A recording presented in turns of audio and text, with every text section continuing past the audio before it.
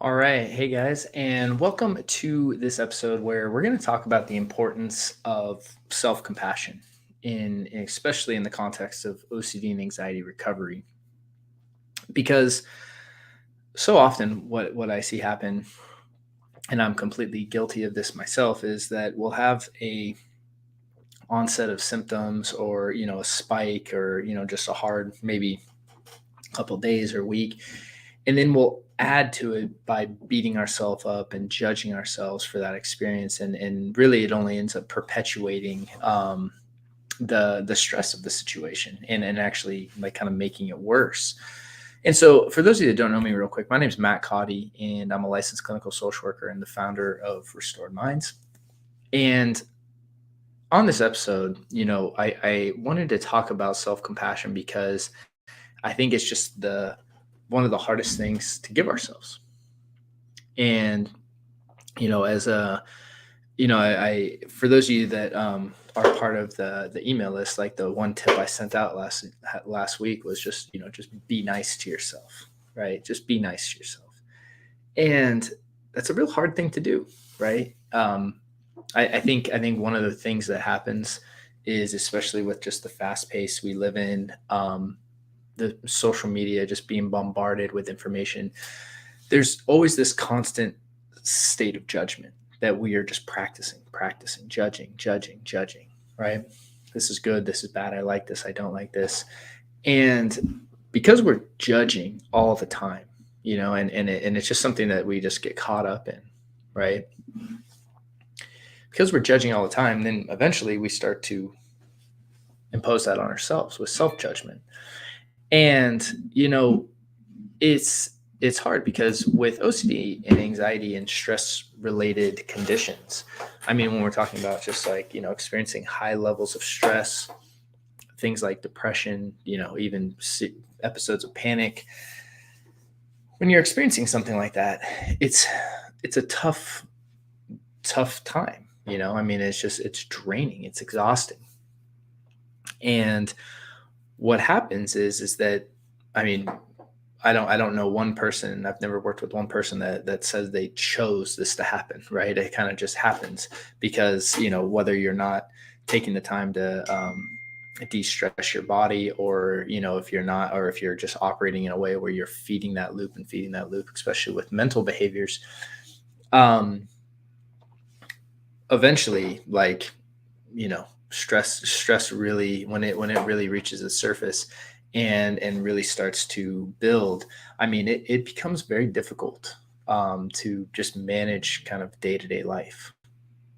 And and i and I know this personally, right? And I have had several times in my life where it's just like been burning the candle at both ends, or got caught in the loop, and then all of a sudden it's like, okay, I notice, I'm feeling down, I'm feeling stressed, I'm feeling anxiety, and it's like impacting my sleep. And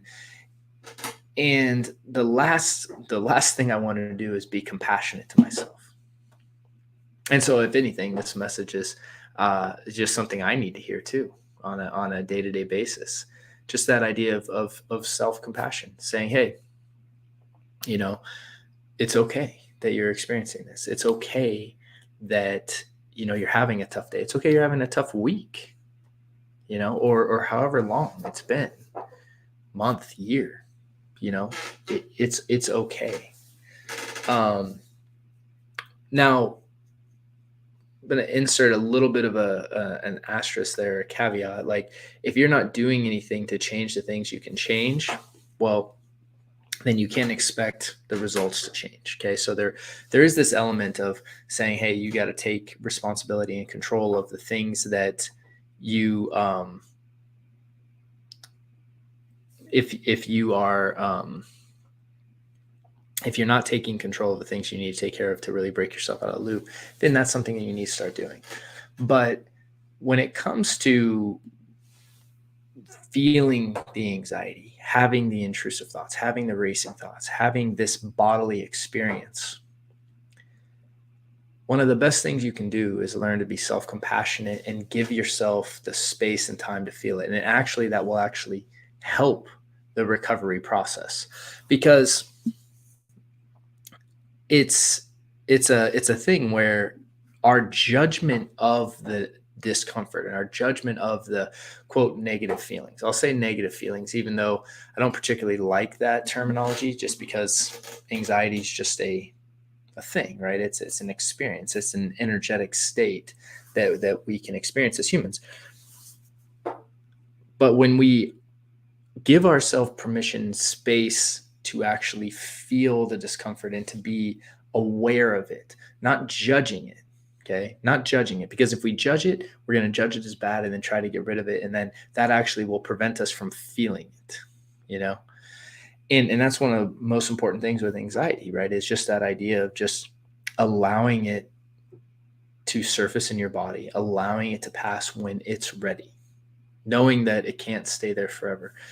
And if you do that, that actually that actually is what allows the healing process to essentially work, is that our bodies know what to do, you know. And self-compassion is important because if you're having that experience, it can be tempting to try to get yourself out of the experience, to say, hey, I need to heal, I need to get this done, we need to really expedite this because I need to get back to the rat race, I need to get back to work, I need to get back to carpool and all the other responsibilities. And like, yeah, it's true, you know, like I totally get that.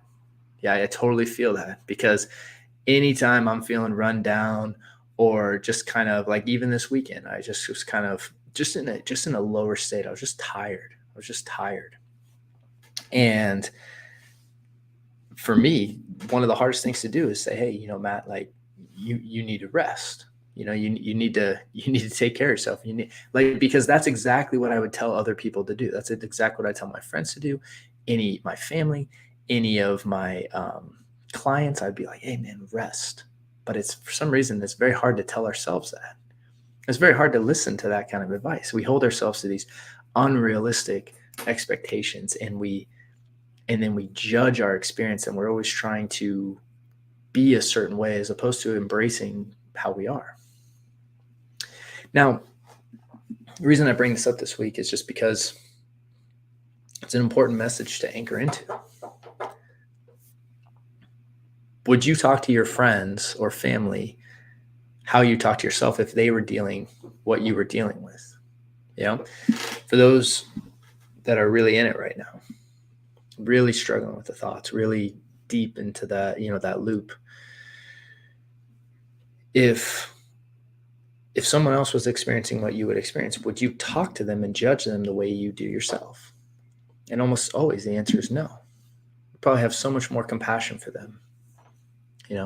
In fact, it's so weird, because it's like, oftentimes people that I work with that are really struggling, that always talk about how compassionate they are towards others, and thoughtful they are of others, even in midst of their own struggle, and yet can't display that compassion to themselves.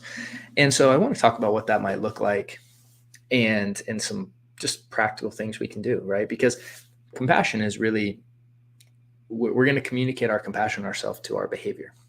Sure, these thoughts might come up, and sure, these, the desires to get rid of the anxiety and thoughts might be there, but what you do is really, again, is solidifying the belief. And so first off is, when it comes to self-compassion, we got to start with the idea that your worth as a person is never in question.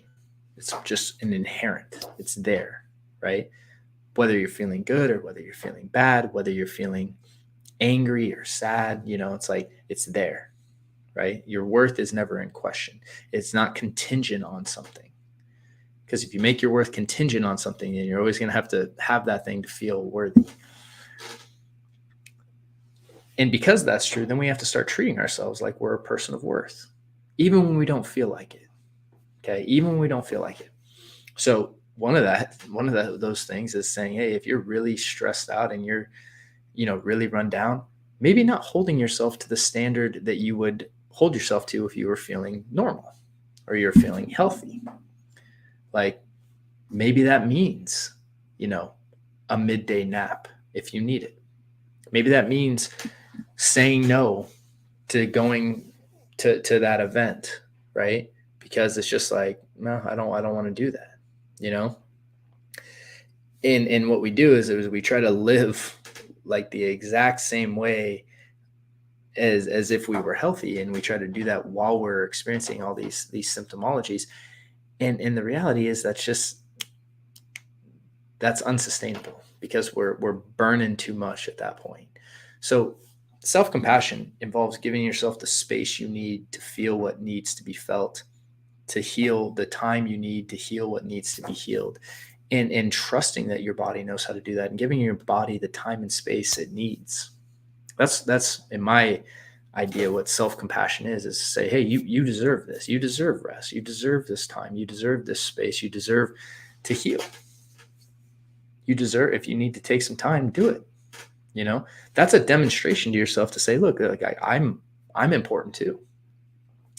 What a lot of people do is they just prioritize everyone over themselves, and just try to like muscle on and put your head down and keep going. And it's like, no, like self-compassion is important. Eating well, that's a demonstration of self-compassion. See, a lot of people think self-compassion is like, well, I deserve this and I deserve. No, it's like treating yourself like you would a best friend, right? It's like if like your body, feeding it with good fuel, right? Getting that salad, instead of the pasta course, water and broth, right? Instead of alcohol.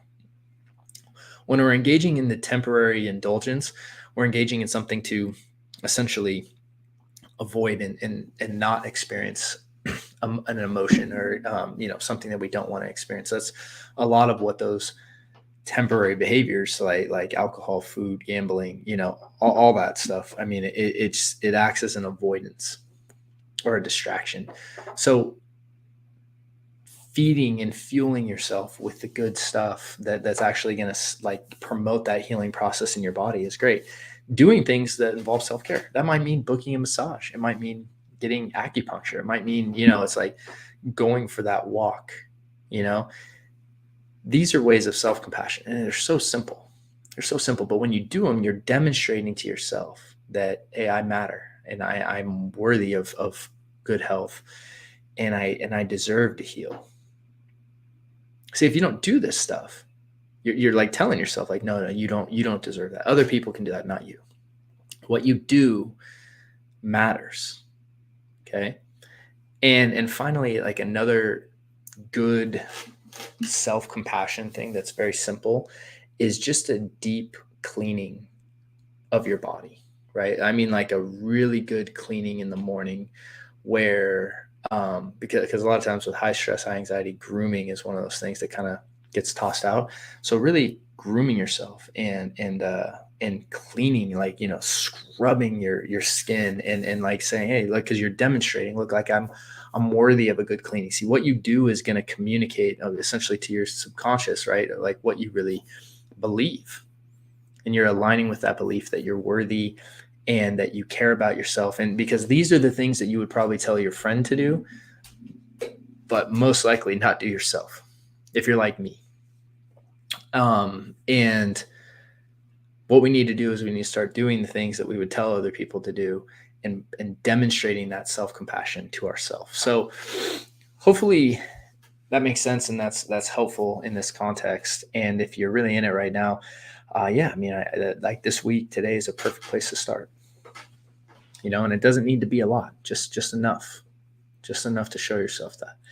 And then, so for those of you that are, also looking for support and guidance on OCD and anxiety recovery, over at Restored Minds, we have some links right down in the notes. We have some resources for you, whether it's our, free guide as to all the way to our, coaching programs and our online course. And we have the resources that you need to be successful in this journey. And so if you haven't checked that out yet, please click the little link below. You'll be taken to a place so you can download the guide and get started instantly. Again, it's free. And then you can also, look at our additional programs to help support you, because again, part of self-compassion too, I think, is actually is getting help.